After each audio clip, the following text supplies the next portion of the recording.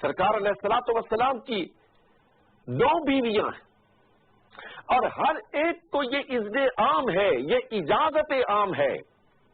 کہ جو مجھ سے خلوت میں دیکھو وہ جلوت میں سب سے بربلا بیان کر دو، جو بند کوٹھڑیوں میں دیکھو وہ کھلی چھتوں پر پکار پکار کے کہہ دو۔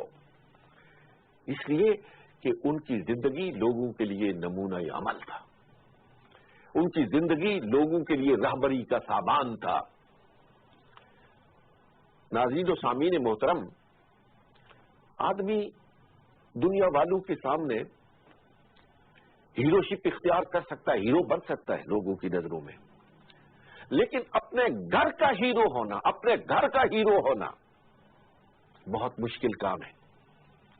اس لیے کہ گھر والوں کے سامنے، جو لوگ قریب ہوتے ہیں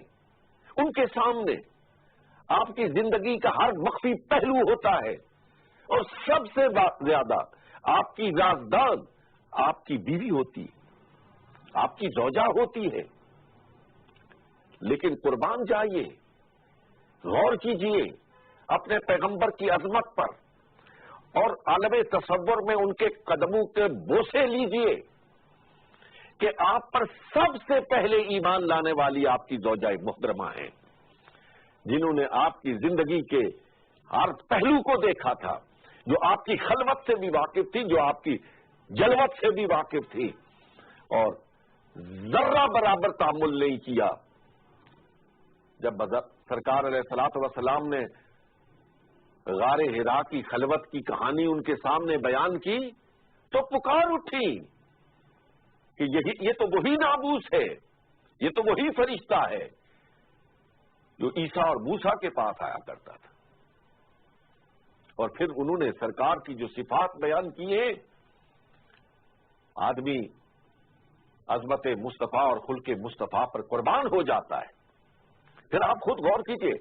حضرت سیدنا علی المرتضیٰ رضی اللہ تعالی عنہ، یہ آپ کے سایہ نبوت میں قربان کرتے، آپ کے گھر میں پرورش پاتے، آپ کا سارا بچپن سرکار کے سامنے گزرتا ہے، زندگی کے ایک ایک پہلو سے، زندگی کے ایک ایک زاویے سے واقف ہو آگاہ ہے۔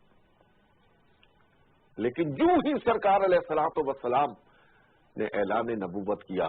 تو اشہد ان لا الہ الا اللہ کہہ کر و اشہد ان محمد رسول اللہ کی گواہی دے کر سرکار کے قدموں پہ قربان ہو گئے۔ میرا